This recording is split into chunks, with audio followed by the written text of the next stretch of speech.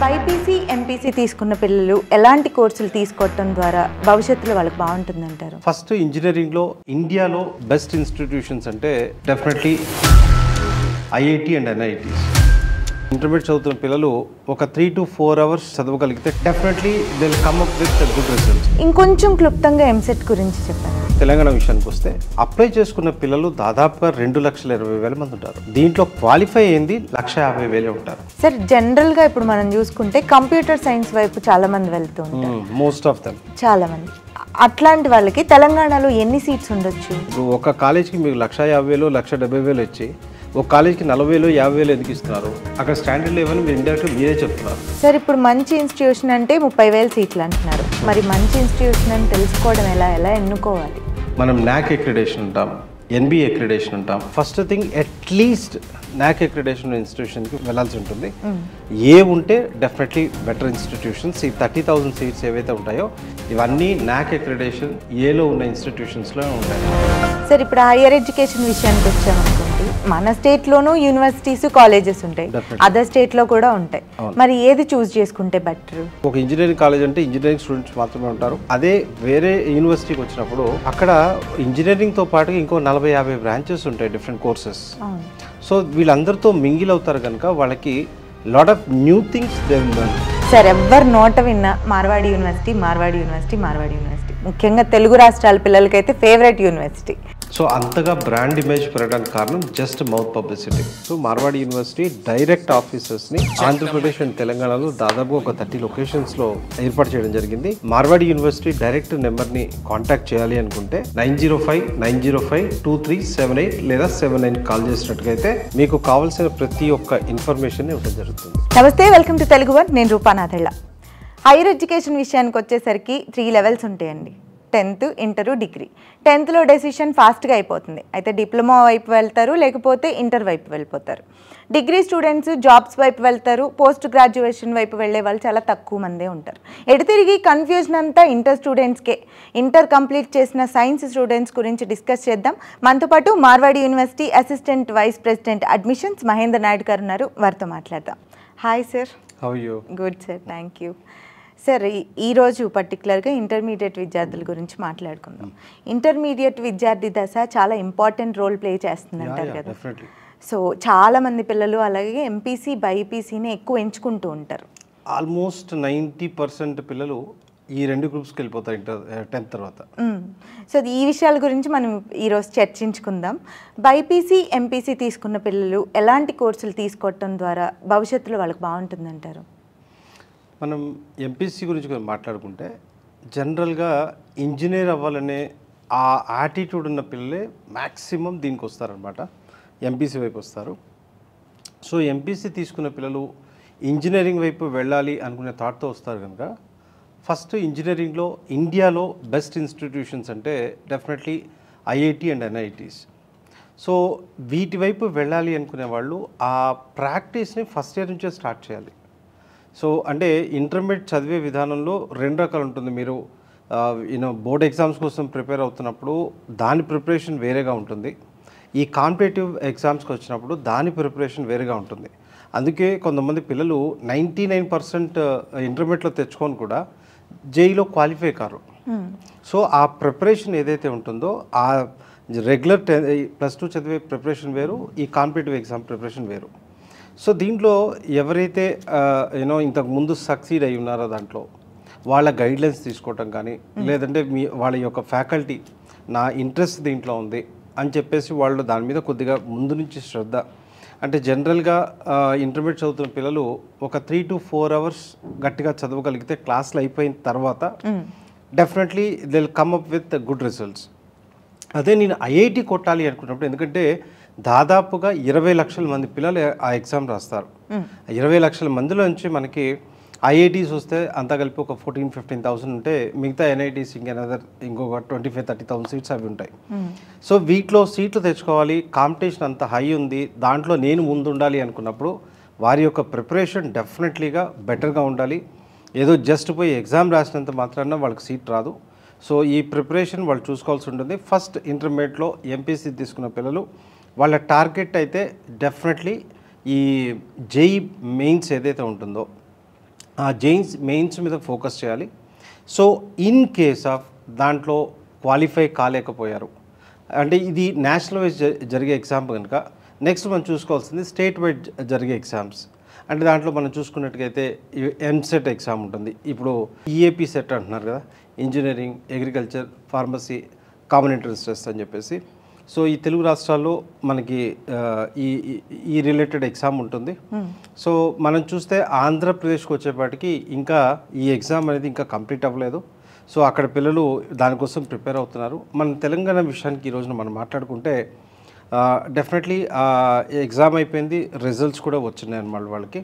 So ఫస్ట్లో అది కాకపోతే నెక్స్ట్ దీనికి రావచ్చు అనమాట. సార్ ఎంసెట్ గురించి మాట్లాడుతున్నాం కదా, ఇంకొంచెం క్లుప్తంగా ఎంసెట్ గురించి చెప్పండి. మనం ఎంసెట్ గురించి చూసుకుంటే అంటే ఎంసెట్ అని ఇంతకుముందు అనేవాళ్ళం, ఇప్పుడు ఈఏపీ సెట్ అంటున్నాం కదా. దీంట్లో ఏంటంటే దాదాపుగా మన తెలంగాణ విషయానికి వస్తే ఇంకా ఆంధ్రాది ఇంకా అవ్వలేదు కనుక తెలంగాణ విషయానికి వస్తే అప్లై చేసుకున్న పిల్లలు దాదాపుగా 2,20,000 మంది ఉంటారు. దాంట్లో ఎగ్జామ్ రాసింది ఒక 2 లక్షల దాకా ఉంటారు. దీంట్లో క్వాలిఫై అయింది 1,50,000 ఉంటారు. యాక్చువల్గా తెలంగాణ ఈజ్ ఓన్లీ స్టేట్ ఇక్కడ సీట్లు తక్కువ, పిల్లలు ఎక్కువ. సో ఆ రకంగా మనం చూసుకుంటే దీంట్లో క్వాలిఫై అయిన పిల్లలు 1,50,000 మంది. I'm not talking about pharmacy, BiPC వాళ్ళది కాదు, I'm talking about engineering stream. So ఈ 1,50,000 మందికి మన దగ్గర కన్వీనర్ కోటా సీట్స్ ఉండేవి 90,000 ఉంటాయి. మేనేజ్మెంట్ కోటా ఇంకొక 30% వేసుకుంటే ఇట్స్ అరౌండ్ 110 వరకు అటు ఇటుగా వస్తాయి అన్నమాట. 110, 115 వరకు. అంటే ఉన్న పిల్లలు సీట్లు 1,15,000 అయితే 1,50,000 మంది కాంపిటీషన్లో ఉన్నారు. సో ఇక్కడ చూసుకుంటే మనం ఎంట్రన్స్ ఎగ్జామ్ ఏదైతే ఉందో మంచిగా ప్రిపేర్ కాకపోతే డెఫినెట్లీ సీట్ వచ్చే అవకాశాలు లేదు. సో అటు బైపీసీ పిల్లలైనా ఇటు ఎంపీసీ పిల్లలైనా డెఫినెట్లీగా ఈ క్యాలిక్యులేషన్స్ పరంగా మనం చూసుకున్నప్పుడు సీట్స్ తక్కువ, పిల్లలు ఎక్కువ. సో మన సీట్ మంచి కాలేజీలో సీట్ రావాలి అనుకుంటే డెఫినెట్లీగా దీంట్లో కూడా కష్టపడాల్సిందే. ఎట్లయితే ఐఐటికి, ఎన్ఐటికి నేను చెప్పాను ఇందాక, అదే రకమైన ప్రిపరేషన్ వీటికి కూడా ఉండాలి. ఓకే సార్, జనరల్గా ఇప్పుడు మనం చూసుకుంటే కంప్యూటర్ సైన్స్ వైపు చాలామంది వెళ్తూ ఉంటారు, మోస్ట్ ఆఫ్ దెమ్ చాలామంది. అట్లాంటి వాళ్ళకి తెలంగాణలో ఎన్ని సీట్స్ ఉండొచ్చు? ఇందాక మీకు చెప్పినట్టుగా మనకి దాదాపుగా 1,00,000 ఇంక్లూడింగ్ ఎవ్రీథింగ్ మేనేజ్మెంట్ కోటా సీట్లు కలిపి దాదాపు 1,12,000-13,000 ఉంటాయి. సో దీంట్లో వచ్చేపాటికి మనం చూసుకుంటే అంటే కన్వీనర్ కోటా అంటే మేనేజ్మెంట్ కోటా ఎవరైనా వెళ్తారు.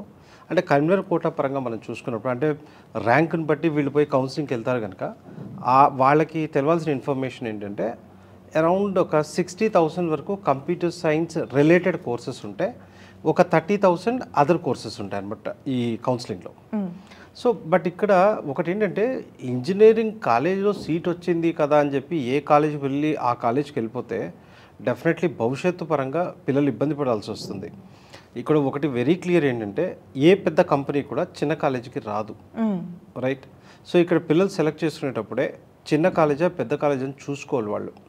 అంటే స్టాండర్డ్ ఆఫ్ ఎడ్యుకేషన్ పరంగా అంటే గవర్నమెంటే కొన్ని కాలేజెస్ని ఏం చేస్తుందంటే వీళ్ళకి 40,000, వీళ్ళకి 50,000, వీళ్ళు 60,000 అంటే గవర్నమెంటే ఇండైరెక్ట్గా ఏం చెప్తుందంటే వీళ్ళ దగ్గర స్టాండర్డ్ లేదని చెప్తుంది, రైట్? అంత ఫీజు ఎంతో ఇస్తున్నారు. ఇప్పుడు ఒక కాలేజ్కి మీకు 1,50,000, 1,70,000 ఇచ్చి ఒక కాలేజ్కి 40,000, 50,000 ఎందుకు ఇస్తున్నారు? అక్కడ స్టాండర్డ్ లేవని మీరు ఇండైరెక్ట్గా మీరే చెప్తున్నారు, గవర్నమెంటే చెప్తుంది. సో ఇక్కడ పిల్లలు మనం మామూలుగా నెంబరింగ్ పరంగా చూసుకుంటే ఇందాక క్వాలిఫై అయిన వాళ్ళు 1,50,000 అని చెప్పాను నేను. సో దీంట్లో 60,000 సీట్లు దీంట్లో ఉంటే మనకి 50% ఇన్స్టిట్యూషన్స్లోనే స్టాండర్డ్ ఆఫ్ ఎడ్యుకేషన్ బాగుంది, 50% ఇన్స్టిట్యూషన్స్లో బాగాలేదు. సో 50% ఇన్స్టిట్యూషన్స్లో బాగుంది అంటే ఇందాక 60,000 సీట్స్ కాస్త ఎంత అయిపోయింది? 30,000 సీట్స్ అయిపోయాయి. ఇక్కడ పాస్ అయిన పిల్లలు ఎంతమంది? 1,50,000. ఈ 1,50,000లో కనీసం 1,20,000 మంది టార్గెట్ ఏంటి అంటే కంప్యూటర్ సైన్స్. అంటే 30,000 మంచి కాలేజీలో 30,000 సీట్లు ఉంటే పిల్లలు ఎంతమంది ఉన్నారు? 1,20,000 మంది. అంటే ఒక సీట్ వెనక 4 పిల్లలు ఉన్నారు. సో ఈ క్యాలిక్యులేషన్స్ ఏవైతే ఉంటాయో చాలామంది తెలవక లాస్ట్ మూమెంట్ వరకు వెయిట్ చేస్తూ ఆగిపోతారు. నేను ఎంసెట్లో క్వాలిఫై అయ్యాను అనే కాన్సెప్ట్లో ఉంటారు తప్పితే నాకు మంచి కాలేజీలో సీట్ వస్తుందా అనేది ఇవాల్యుయేట్ చేసుకోరు. సో అట్లా ఉండిపోయిన వాళ్ళు లాస్ట్లో కొంతమంది ఇయర్ వేస్ట్ చేసుకుంటారు. కొంతమంది పిల్లలు నచ్చని కాలేజీకి వెళ్ళి జాయిన్ అవ్వాల్సిన పరిస్థితి ఉంటుంది. అంటే ఆప్షన్ లేదు, కాలేజెస్లో మిగతా పెద్ద కాలేజీలో సీట్లు అయిపోయి ఉంటాయి. పోయి యూనో అట్లీస్ట్ ముందే రిలీజ్ అయి ఉంటే మేనేజ్మెంట్ కోటాలో ఒక మంచి కాలేజీలో సీట్ తీసుకునే అవకాశం ఉంటుంది. వీళ్ళు లేట్ చేయటం వల్ల ఏమవుతుందంటే మంచి కాలేజీలో వాళ్ళు చదువుకుని ఆపర్చునిటీ రానప్పుడు రేపొద్దున భవిష్యత్తు పరంగా డెఫినెట్లీ ఇబ్బంది పడాల్సి వస్తుంది. అవును సార్, ఇప్పుడు మంచి ఇన్స్టిట్యూషన్ అంటే 30,000 సీట్లు అంటున్నారు. మరి మంచి ఇన్స్టిట్యూషన్ అని తెలుసుకోవడం ఎలా ఎన్నుకోవాలి? దానికి గవర్నమెంట్ తరఫు నుంచి ర్యాంక్ ఎక్రిడేషన్స్ ఉంటాయి. మనం NAC ఎక్రిడేషన్ ఉంటాం, NBA ఎక్రిడేషన్ ఉంటాం. సో మళ్ళీ NACలో కూడా A++, right, otherwise B category ఇట్లా ఉంటాయన్నమాట. So first thing at least NAC accreditation ఇన్స్టిట్యూషన్కి వెళ్ళాల్సి ఉంటుంది. ఏ ఉంటే డెఫినెట్లీ బెటర్ ఇన్స్టిట్యూషన్స్. ఈ 30,000 సీట్స్ ఏవైతే ఉంటాయో ఇవన్నీ NAC ఎక్రిడేషన్ ఏలో ఉన్న ఇన్స్టిట్యూషన్స్లో ఉంటాయన్నమాట. సో ఇటువంటి ఇన్స్టిట్యూషన్స్కి వెళ్ళటం వల్ల ఏంటంటే పిల్లలకి రేపు పొద్దున ఒక మంచి ప్లేస్మెంట్ తెచ్చుకునే అవకాశం ఉంటుంది. సో వాళ్ళకి ఆ ఎక్రిడేషన్ వచ్చిందంటేనే గవర్నమెంట్ రకరకాల పారామీటర్స్లో చెక్ చేస్తుంది. వాళ్ళ ఫ్యాకల్టీ ఎలా ఉన్నారు, వాళ్ళ ఫెసిలిటీస్ ఏ రకంగా ఉన్నాయి, రైట్, వాళ్ళ ప్లేస్మెంట్ రికార్డ్స్ ఎలా ఉన్నాయి, రైట్, పాస్ పర్సంటేజ్ ఎలా ఉంది, వీటన్నిటినీ ఎవాల్యుయేట్ చేస్తారనమాట. సో దానివల్ల గవర్నమెంట్ నిర్దేశించిన ఆ ప్రమాణాలని ఎవరైతే రీచ్ అవుతారో అటువంటి ఇన్స్టిట్యూషన్కి ఎప్పుడైతే వెళ్తారో పిల్లలకి భవిష్యత్తు పరంగా బాగుంటుంది. అంటే చాలామంది పిల్లలకి అవేర్నెస్ ఉండదు.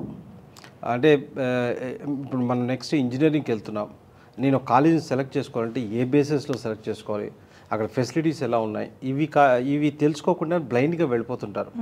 ఇటువంటి పిల్లలే ల్యాక్ ఆఫ్ నాలెడ్జ్తో వెళ్ళే పిల్లలు ఇబ్బంది పడుతుంటారు. కొంతమంది చాలా స్మార్ట్గా ఉంటారు, వాళ్ళు ప్రతి ఒక్క విషయాన్ని క్షుణ్ణంగా తెలుసుకుంటారు, వాళ్ళ ఓన్గా తెలుసుకుంటారు, లేదా వాళ్ళు గైడెన్స్ తీసుకుంటారు. సో ఎగ్జాక్ట్లీ ఆ గైడెన్స్ లేకుండానే పిల్లలు రాంగ్ డెసిషన్ తీసుకుంటారు. ఒకసారి ఇంజనీరింగ్ ఎక్కడికో వెళ్ళిపోయి రాంగ్ డెసిషన్ తీసుకొని అక్కడ క్యాంపస్ ప్లేస్మెంట్ రాకపోతే ఆ తర్వాత అక్కడ ఉంటే క్లాస్లో కాంపిటీషన్ మేబీ 120 మందో 150 మందితో పోటీ పడి జాబ్ కొట్టాల్సి ఉంటుంది. ఒక్కసారి కనుక బయటికి ప్రపంచానికి వస్తే గత కొన్ని సంవత్సరాల నుంచి ఇంజనీరింగ్ చేసి ఖాళీగా ఉన్న వీళ్ళంతా కూడా వీళ్ళు అప్లై చేసే ప్రతి జాబ్కి వాళ్ళు అప్లై చేస్తారు. సో మచ్ ఆఫ్ కాంపిటీషన్ ఉంటుంది. సో అటువంటి వాటి కాకూడదు అనుకుంటే ముందు తీసుకునే డెసిషనే రైట్ డెసిషన్ అయి ఉంటే ఆ ప్రాబ్లం ఉండదు. సార్, ఇప్పుడు హైయర్ ఎడ్యుకేషన్ విషయానికి వచ్చామనుకోండి, మన స్టేట్లోనూ యూనివర్సిటీస్ కాలేజెస్ ఉంటాయి, అదర్ స్టేట్లో కూడా ఉంటాయి. మరి ఏది చూస్ చేసుకుంటే బెటర్? Good question ma'am. దీంట్లో మనం మాట్లాడుకుంటే ఫస్ట్ హైయర్ ఎడ్యుకేషన్కి వచ్చినప్పుడు మన ముందు 2 ఆప్షన్స్ ఉంటాయి. యూనివర్సిటీలో చదువుకోవాలా, లేదంటే కాలేజీలో చదువుకోవాలా, ఎక్కడ అడ్వాంటేజ్ ఉంటుంది అనుకున్నప్పుడు డెఫినెట్లీగా హైయర్ ఎడ్యుకేషన్ యూనివర్సిటీస్లో చదువుకోవాలి. ఎందుకంటే యూనివర్సిటీలో అయినా కాలేజీలో అయినా కరికులం ఆల్మోస్ట్ సేమ్ ఉంటుంది. ఇంకా కొద్దిగా చెప్పాలంటే యూనివర్సిటీ వాళ్ళు కొద్దిగా అడ్వాన్స్గా దాన్ని చేంజెస్ చేసుకునే అవకాశం వాళ్ళకు ఉంటుంది. సో కరికులం పరంగా కూడా మనం చూసుకున్నప్పుడు యూనివర్సిటీ వాళ్ళతోనే అడ్వాంటేజ్ ఉంటుంది. రెండోది ఏంటంటే కాలేజ్ అనగానే లిమిటెడ్, అంటే ఒక ఇంజనీరింగ్ కాలేజ్ అంటే ఇంజనీరింగ్ స్టూడెంట్స్ మాత్రమే ఉంటారు. సో ఆ రిలేటెడ్ పిల్లలు మాత్రమే ఉంటారు. అదే వేరే యూనివర్సిటీకి వచ్చినప్పుడు అక్కడ ఇంజనీరింగ్తో పాటు ఇంకో 40-50 బ్రాంచెస్ ఉంటాయి, డిఫరెంట్ కోర్సెస్. సో వీళ్ళందరితో మింగిల్ అవుతారు కనుక వాళ్ళకి lot of new things they will learn. ఇక్కడ ఓన్లీ ఇంజనీరింగ్ స్టూడెంట్తో ఉన్న ఆ అట్మాస్ఫియర్తోనే ఉంటే అక్కడ లాట్ ఆఫ్ న్యూ థింగ్స్ నేర్చుకునే అవకాశం ఉంటుంది. అంటే మన పిల్లలు మ్యాక్సిమం గ్రాడ్యుయేషన్ లెవెల్లోనే కంప్లీట్ కాగానే జాబ్కి వెళ్ళిపోతుంటారు. అంటే ఇప్పటి వరకు ఎలా ఉన్నా నడిచిపోతుంది, కానీ ఈ లాస్ట్ డిగ్రీ ఏదైతే ఉందో తీసుకునే ముందు వాళ్ళు ఇంకా నేర్చుకొని మార్కెట్లోకి వెళ్ళటానికి ఫుల్ ఫ్లెడ్జ్గా వెళ్ళాల్సి ఉంటుంది. ఆ ఫుల్ ఫ్లెడ్జ్గా వెళ్ళటానికి ఒక యూనివర్సిటీ అట్మాస్ఫియర్ అయితే వాళ్ళకి బెటర్ చేయగలుగుతుంది. సో కాలేజ్ యూనివర్సిటీ ఉన్నప్పుడు నేను ఎప్పుడు చెప్తా యూనివర్సిటీని ప్రిఫర్ చేయమని. సార్, రెండో మీ క్వశ్చన్ ఏంటి అంటే లోకల్లో చదువుకోవాలా బయటికి వెళ్ళాలని చెప్పేసి, ఆ విషయానికి వచ్చినప్పుడు ఇట్ డిపెండ్స్ అపాన్ సిచ్యువేషన్. అంటే మనకి లోకల్లోనే మంచి యూనివర్సిటీస్ ఉన్నాయనుకోండి, డెఫినెట్లీ వాటిలో చదువుకోవచ్చు. లేదు అంటే జనరల్గా ఏంటంటే బయటికి వెళ్ళినప్పుడు పిల్లలు ఎక్స్పోజర్ అవుతారు. సో అంటే మన దగ్గర ఉన్నప్పుడు వాళ్ళు పెరిగేదానికి అందుకే వాళ్ళు ఏంటంటే సెల్ఫ్ డిపెండెన్సీ రాదు. ఒక రకంగా చెప్పాలంటే బయటికి వెళ్ళినప్పుడు ప్రతి ఒక్కటి వాళ్ళ ఓన్గా చేసుకోవాల్సి ఉంటుంది, right. They learn new things. అంటే మనకు మార్కెట్లోకి వెళ్ళే ముందు కొత్త విషయాలు ఎక్కువగా నేర్చుకొని వెళ్తే ఆ కాంపిటేటివ్ వరల్డ్లో సక్సెస్ అయ్యే ఛాన్స్ ఉంటుంది. అవును. సో ఆ రకంగా మనం చూసుకున్నప్పుడు బయట యూనివర్సిటీకి పంపించే అవకాశం ఉంటే డెఫినెట్లీ బయట యూనివర్సిటీస్ పంపించమని చెప్తాను. మెంటల్గా స్ట్రాంగ్ అవుతారు, కొత్త విషయాలు నేర్చుకుంటారు, బాధ్యత పెరుగుతుంది. అంటే ఇక్కడ నేను గట్టిగా ఎందుకు చెప్పలేకపోతున్నానంటే కొంతమంది పిల్లలు ఉంటారు, ఈ ఎంసెట్ రాస్తారు, వాళ్ళు రీఎంబర్స్ బేస్ మీద చదువుకోవాలి. సో నేను అదే బాగుంటుందని గట్టిగా చెప్తే ఎలా ఉంటుందంటే మళ్ళీ ఈ పిల్లల్ని హర్ట్ చేసినట్టుగా ఉంటుంది. సో ఇక్కడ ఏంటంటే వాళ్ళ అవకాశాన్ని బట్టి, సో ఫైనాన్షియల్గా బయటికి వెళ్ళే పరిస్థితి లేదు, లోకల్లో చదువుకోవాలి, అలాంటి పిల్లలు వాళ్ళకు ఉన్న అవకాశంలో ఏది బెస్ట్ అనుకుంటే దాన్ని చూస్ చేసుకొని వీళ్ళు వెళ్ళాల్సి ఉంటుంది. అట్ ద సేమ్ టైం ఈ కైండ్ ఆఫ్ సిచ్యువేషన్లో ఉన్న పిల్లలకి ఈ డబ్బులున్న పేరెంట్స్ పిల్లల కన్నా వీళ్ళకి బాధ్యత ఎక్కువగా ఉండాలి. వీళ్ళు ఎక్కువ కష్టపడి వాళ్ళకన్నా వీళ్ళు ఎక్కువ కష్టపడాలి. కష్టపడి మంచి ర్యాంక్స్ తెచ్చుకుంటే డెఫినెట్లీ మంచి కాలేజెస్లోకి వెళ్తారు. ఆ రకంగా వాళ్ళ ఫ్యూచర్ కూడా బాగుంటుంది. అంటే ఇది ఎట్లా అంటే అన్ని రకాలుగా మనం ఆలోచించి చెప్పాల్సి ఉంటుంది. సో బయటికి వెళ్ళొచ్చు, లోకల్లో చదువుకోవచ్చు, కాలేజీలో చదువుకోవచ్చు, యూనివర్సిటీలో చదువుకోవచ్చు, బట్ వాళ్ళకు ఉండే పరిస్థితులను బట్టి డెసిషన్ తీసుకోవాల్సి ఉంటుంది. సార్, ఎంపీసీ గురించి చాలా క్లియర్గా చెప్పారు. మరి ఇప్పుడు బైపీసీ పిల్లల విషయానికి వస్తే వాళ్ళు బైపీసీ చదివి ఎంబీబీఎస్కి వెళ్ళాలనుకుంటారు. ఈ ప్యాటర్న్ గురించి కొంచెం క్లియర్గా చెప్పండి. జనరల్గా మనకి బైపీసీ చదివిన పిల్లలు వాళ్ళ డ్రీమ్ కూడా ఆల్మోస్ట్ అందరికీ నేను డాక్టర్ అవ్వాలనే కాన్సెప్ట్తోనే ఉంటారు. బట్ ఇక్కడ విషయానికి వస్తే ఏంటంటే ఇండియా మొత్తంలో ఒక 50,000 to 60,000 ఎంబీబీఎస్ సీట్స్ ఉంటాయి. మేనేజ్మెంట్ కావచ్చు, కన్వీనర్ కోటా కావచ్చు. వేరస్ ఆ ఎగ్జామ్ రాసేదేమో ఈ సంవత్సరం రాసింది 22 లక్షల మంది. ఈ సంవత్సరం పేపర్ చాలా టఫ్గా వచ్చింది. జనరల్గా అయితే ఎవరైతే 500 పైన మార్క్స్ గెయిన్ చేస్తారో వీళ్ళకి ఫ్రీ సీట్ వస్తుంది అన్నమాట, కౌన్సిలింగ్ సీట్ వస్తుంది. నెక్స్ట్ వచ్చేప్పటికి మేనేజ్మెంట్ కోటా ఉంటుంది. మేనేజ్మెంట్ కోటా ఒక్కొక్క స్టేట్లో ఒక రకం ఉంది. 10-12 లక్షల నుంచి చూస్తే 20 lakhs per year, అంటే ₹1,00,00,000 అటు ఇటుగా మేనేజ్మెంట్ కోటా సీట్స్ ఉంటాయన్నమాట.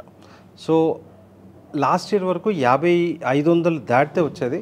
బట్ ఈసారి ఎక్స్పెక్టింగ్ అరౌండ్ 450 ఆ రేంజ్లోకి వచ్చిన పిల్లలు కూడా ఈసారి సీట్ వచ్చే ఛాన్స్ ఉంది.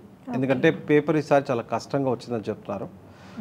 అదేవిధంగా మేనేజ్మెంట్ ఎవరైతే డబ్బులు ఎఫర్ట్ చేయగలరో ₹1,00,00,000 అటు ఇటుగా వాళ్ళు మేనేజ్మెంట్ వైపు వెళ్తుంటారు అనమాట. సార్, ఇప్పుడు 500 పైన మార్కులు రాలేదు, ఇప్పుడు మేనేజ్మెంట్ కోటాలో డబ్బులు కట్టలేరు, మరి ఈ పిల్లల పరిస్థితి ఏంటంటారు? జనరల్గా మనం చూస్తే దాదాపుగా ఒక 20 to 25 కంట్రీస్కి మన పిల్లలు గత 20-25 years నుంచి వెళ్తూనే ఉన్నారు. అంటే కొన్ని స్టేట్స్లో, కొన్ని కంట్రీస్లో ఏంటంటే మనతో కంపేర్ చేసుకున్నప్పుడు వాళ్ళ యొక్క ఫీ స్ట్రక్చర్స్ చాలా తక్కువ ఉంటాయి. రైట్, ఇటు రష్యన్ కంట్రీస్ అవ్వచ్చు, Ukraine, Russia, Kyrgyzstan, Kazakhstan, Azerbaijan, లేకపోతే ఇటు నార్త్ అమెరికన్ కంట్రీస్, రైట్, ఇటు వియత్నాం, ఇటువంటి కంట్రీస్ దాదాపు ఒక 25 to 30 కంట్రీస్ ఉంటాయి. సో పిల్లలు ఇక్కడ ఎవరైతే ₹1,00,00,000 వరకు ఎఫర్ట్ చేయలేరో, సో అక్కడికి వెళ్ళినప్పుడు ఏంటంటే వాళ్ళకి అరౌండ్ 20 to 30 lakhs బడ్జెట్లో కాలేజ్ దొరుకుతుంటాయి.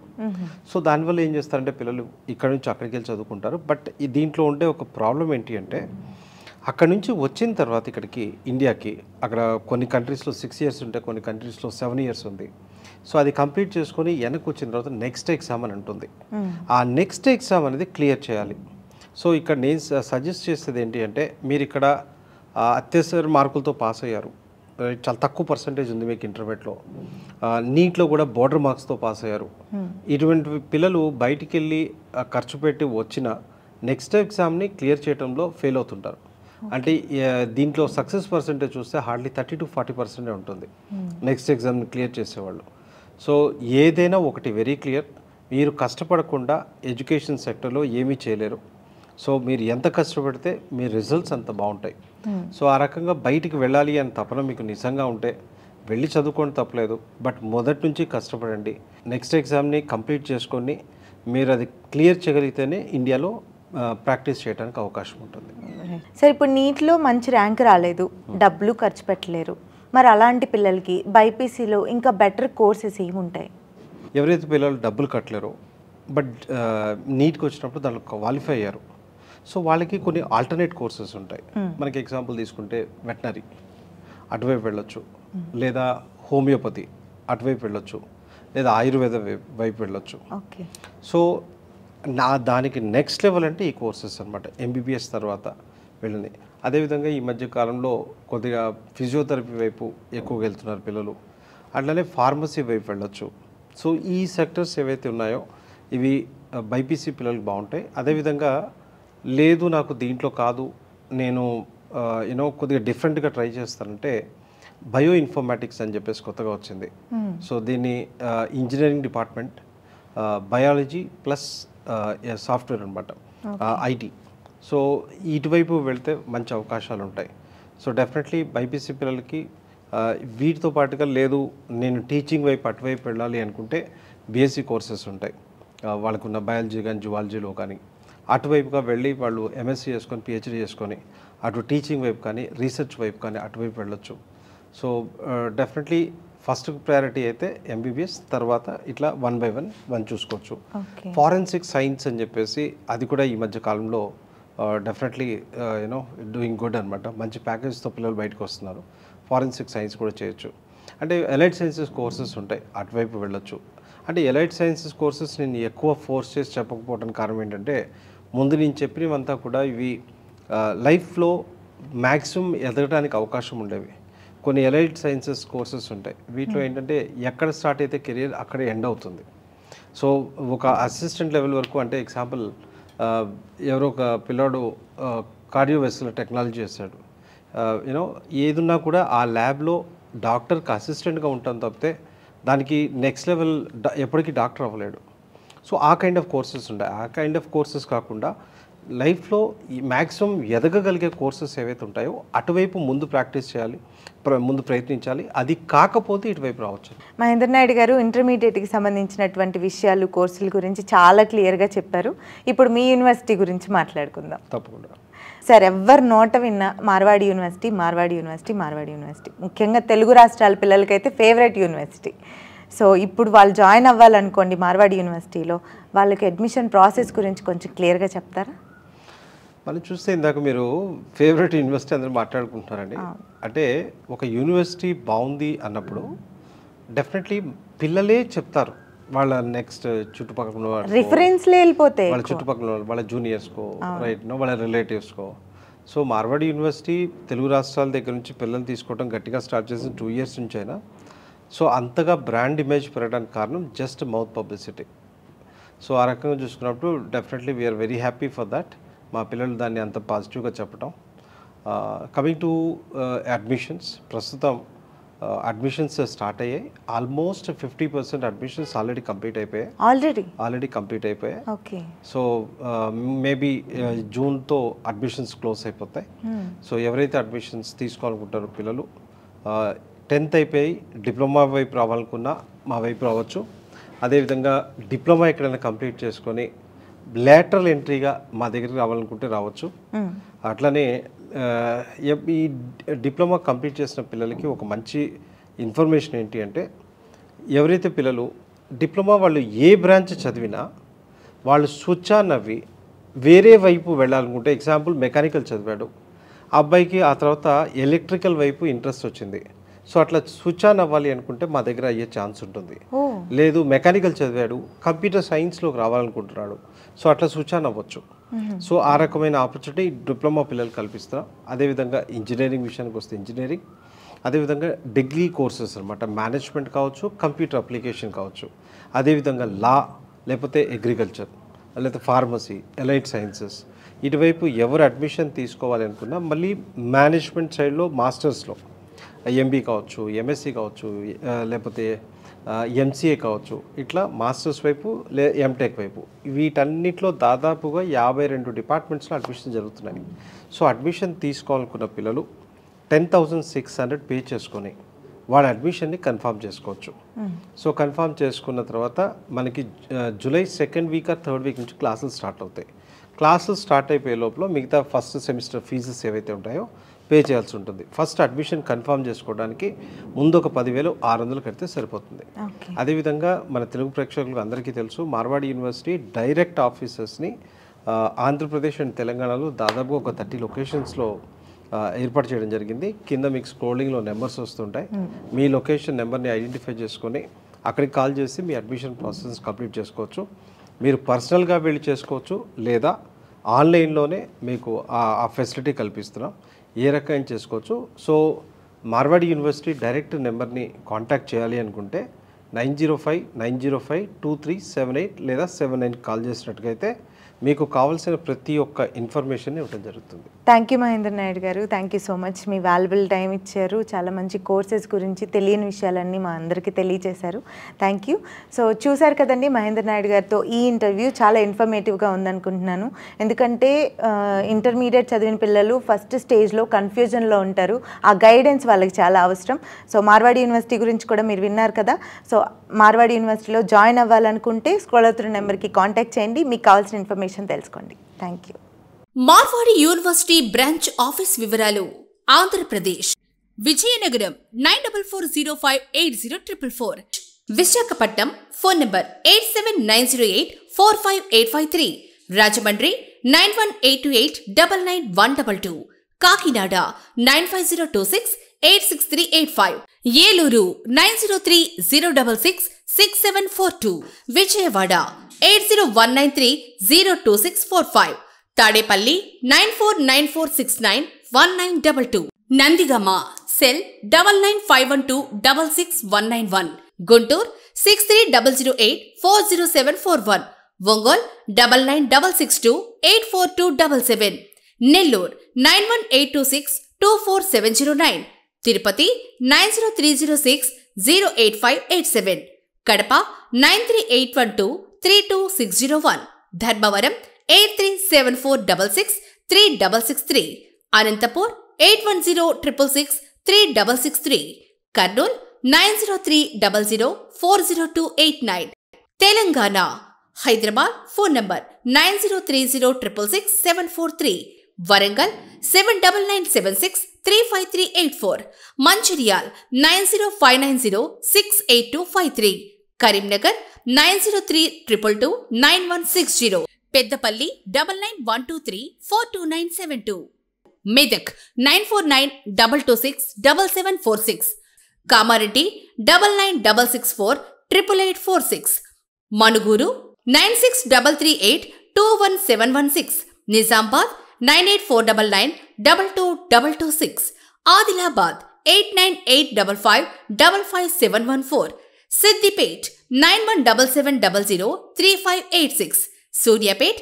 7799771866, నల్గొండ 7799721866, కొత్తగూడెం 7799711866, ఖమ్మం 7799467788, కర్ణాటక 7795522054, 8147366919. అడ్మిషన్స్ పొందవచ్చు. మరిన్ని వివరాలకు టోల్ ఫ్రీ నంబర్ 9059052378 లేదా 9059052379.